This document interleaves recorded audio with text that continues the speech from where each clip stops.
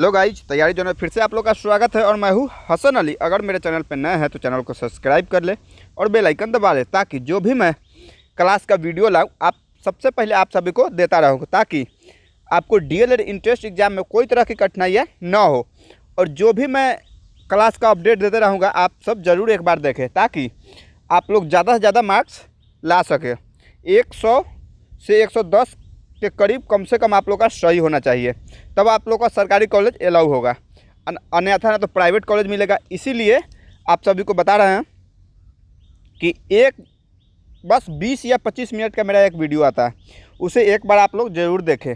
Alternate एक दिन मतलब बाद आता है वीडियो, तो ज़रूर देखें, ताकि आप लोगों को कोई भी विषय में, साइंस हो, सोशल साइंस हो, मैथ हो, रीजनिंग हो, इंग्लिश हो, हिंदी हो, सारे वीडियो मैं अपने चैनल के माध्यम से आप सभी को प्रोवाइड कराऊंगा।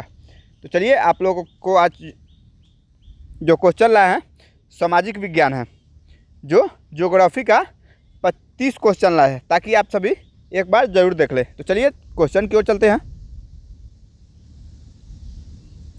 जैसे कि आप सभी देख पा रहे हैं स्क्रीन पे, निम्नलिखित में से खरीफ फसल कौन है? जो निम्नलिखित में से खरीफ फसल कौन सी होती है? तो चलिए देख लेते हैं। तो इसका ऑप्शन नंबर हो जाएगा सी, चावल। ऑप्शन नंबर सी आंसर हो जाएगा इसका, चावल। अगला क्वेश्चन देख लेते हैं। निम्नलिखित में से कौन सा रबी फसल है? वो था खरीफ फसल, निम्नलिखित में से रबी फसल कौन सा है? तो चलिए जैसे देख लेते हैं। तो इसका ऑप्शन नंबर हो जाएगा बी। इसका आंसर हो जाएगा ऑप्शन नंबर बी, गेहूँ। अगला क्वेश्चन देख लेते हैं। निम्नलिखित में से किस राज्य में वन का सबसे अधिक विस्तार है? मतलब वन का सबसे अधिक विस्तार कौन से राज्य में है? तो चलिए इसका आंसर देख लेते हैं। तो इसका आंसर हो जाएगा इसका आंसर हो जाएगा option number A. Option number इसका हो जाएगा सी, मध्य प्रदेश। सबसे ज़्यादा वन विस्तार वाला राज्य है मध्य प्रदेश। अगला क्वेश्चन देख लेते हैं। जूट के उत्पादन में कौन सा राज्य आगे है? मतलब जूट के उत्पादन में कौन सा राज्य सबसे आगे है? तो चलिए इसका आंसर देख लेते हैं।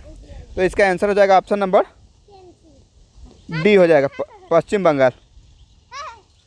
इसका आंसर हो जाएगा ऑप्शन नंबर डी, पश्चिम बंगाल। तो अगला क्वेश्चन देख लेते हैं। गेहूं के उत्पादन में कौन सा राज्य आगे है? मतलब गेहूं के उत्पादन में सबसे अधिक राज्य कौन सा है? सबसे अधिक कौन से राज्य में गेहूं होता है? तो चलिए देख लेते हैं। ऑप्शन नंबर इसका हो जाएगा बी। ऑप्शन नंबर इसका बी आंसर हो जाएगा, उत्तर प्रदेश।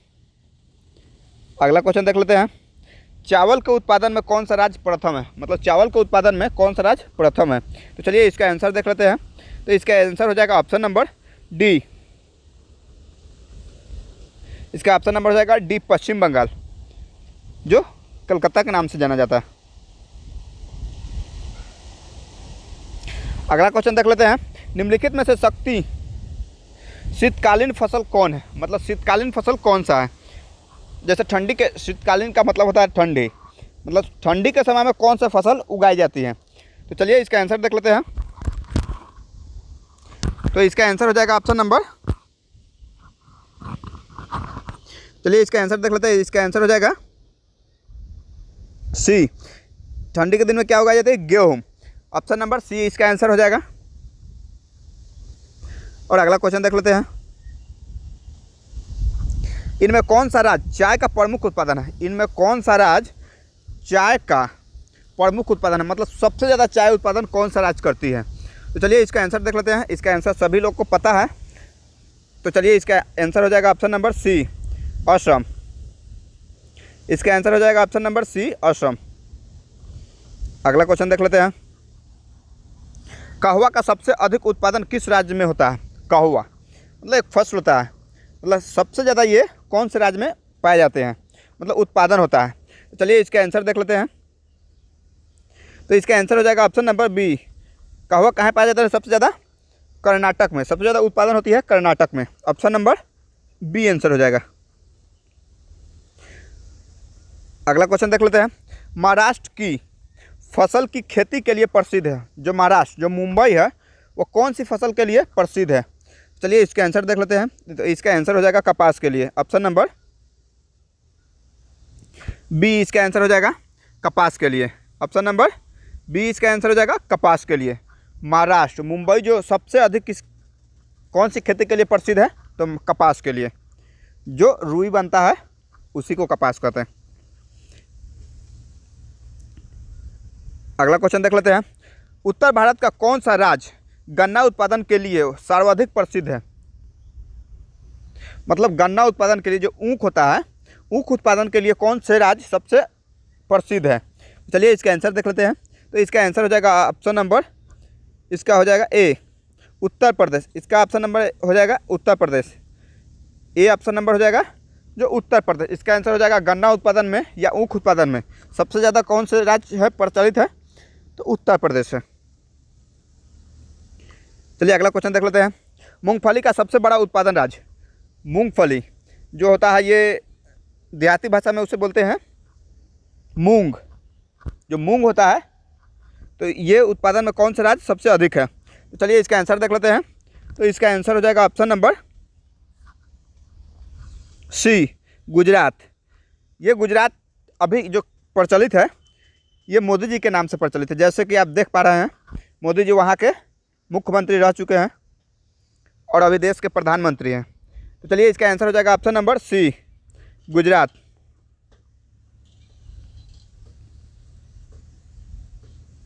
अगला क्वेश्चन देख लेते हैं। दक्षिण भारत का सर्वाधिक गन्ना उत्पादन करने वाला राज्य। दक्षिण भारत का वो पूछ रहा था कौन से राज्य में, मतलब पूछ रहा था, और ये दक्षिण भारत में कौन सा राज्य गन्ना उत्पादन में अधिक है? चलिए इसका आंसर देख लेते हैं। तो इसका आंसर हो जाएगा ऑप्शन नंबर बी, महाराष्ट्र। वही जो मुंबई, जो कपास उत्पादन में सबसे अधिक कौन सा राज्य था? तो वो था मुंबई, और ये भी है मुंबई, मतलब महाराष्ट्र। चलिए अगला क्वेश्चन देख लेते हैं। भारत की कितनी आबादी कृषि कार्यों से जुड़ी हुई है? मतलब भारत की जो आबादी है कितनी परसेंट कृषि किससे जुड़ी हुई है? मतलब सबसे ज़्यादा आयात किससे करता है, मतलब कृषि से या और चीज़ से? तो चलिए इसका आंसर देख लेते हैं। तो इसका आंसर हो जाएगा ऑप्शन नंबर बी, मतलब 2/3। इतने भाग जो है ना वो कृषि से जुड़ी हुई है। 2/3 भाग जो भारत के जो नागरिक है वो 2/3 कृषि से जुड़े हुए हैं।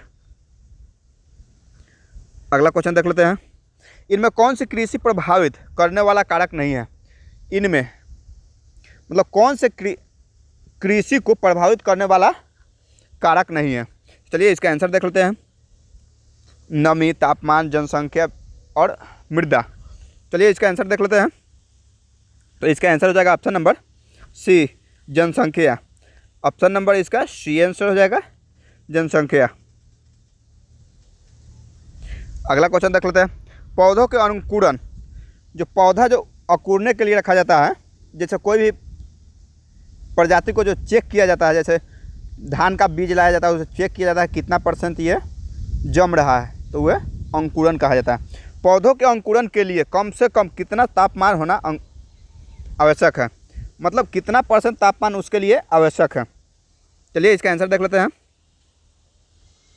तो इसका आंसर हो जाएगा ऑप्शन नंबर डी, कम से कम 6 डिग्री सेल्सियस इसका होना चाहिए तापमान। ऑप्शन नंबर डी इसका आंसर हो जाएगा। और अगला क्वेश्चन देख लेते हैं। रबर की खेती भारत के किस राज्य में की जाती है? मतलब किस राज्य में की जाती है? एक किस्म लिख दिया है, मतलब गलत ये हो चुका है। चलिए कोई बात नहीं है।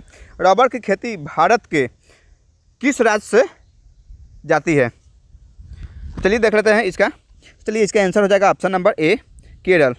ये केरल, तमिलनाडु, ये जो है केरल है, किस में सबसे ज़्यादा होती है।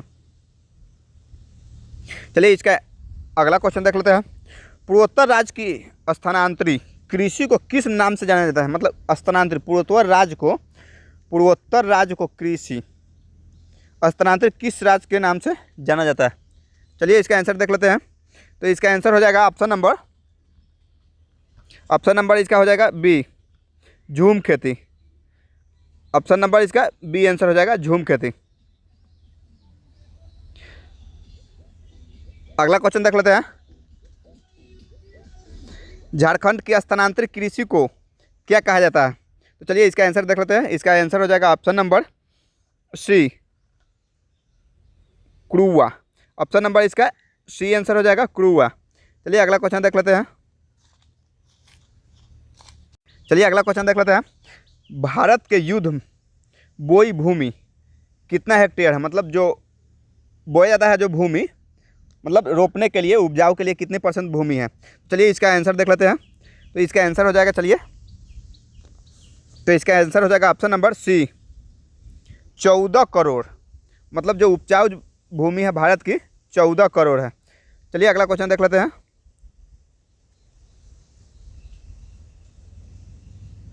पंजाब की कितनी % भूमि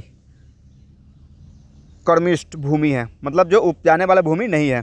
चलिए इसका आंसर देख लेते हैं। इसका आंसर हो जाएगा ऑप्शन नंबर बी, 84%। इसका आंसर हो जाएगा ऑप्शन नंबर बी, 84%। अगला क्वेश्चन देख लेते हैं। निम्नलिखित में से कौन सा खरीफ फसल नहीं है। चलिए इसका आंसर देख लेते हैं। तो इसका आंसर हो जाएगा ऑप्शन नंबर बी, गेहूँ, जो ये खरीफ फसल नहीं है। अगला क्वेश्चन देख लेते हैं। निम्नलिखित में से कौन सा रबी की फसल नहीं है। चलिए इसका आंसर देख लेते हैं। इसका आंसर हो जाएगा ऑप्शन नंबर सी, मकई। इसका आंसर हो जाएगा ऑप्शन नंबर सी, मकई। अगला क्वेश्चन देख लेते हैं। इनमें कौन सा धान की एक फसल नहीं है, मतलब इसमें धान की कोई फसल नहीं है। तो चलिए इसका ऑप्शन दिया गया है 4, उसमें से 4 में से आप लोगों को कमेंट बॉक्स में एक का जवाब देना है। जैसे कि ऑप्शन देख पा रहे हैं, अमन, सुमन, ओश और बोरी। चलिए इनमें से चारों में से एक का जवाब दीजिए और देख लेते हैं। चलिए इसका आंसर हो जाएगा ऑप्शन नंबर बी, सुमन। ऑप्शन नंबर इसका बी आंसर हो जाएगा, सुमन है। अगला क्वेश्चन देख लेते हैं। धान की खेती के अंतर्गत सर्वाधिक भूमि किस राज्य में है, मतलब सबसे ज़्यादा भूमि धान की खेती के लिए किस राज्य में है। चलिए इसका आंसर देख लेते हैं। तो इसका आंसर हो जाएगा ऑप्शन नंबर डी, केरल के लिए। अगला क्वेश्चन देख लेते हैं।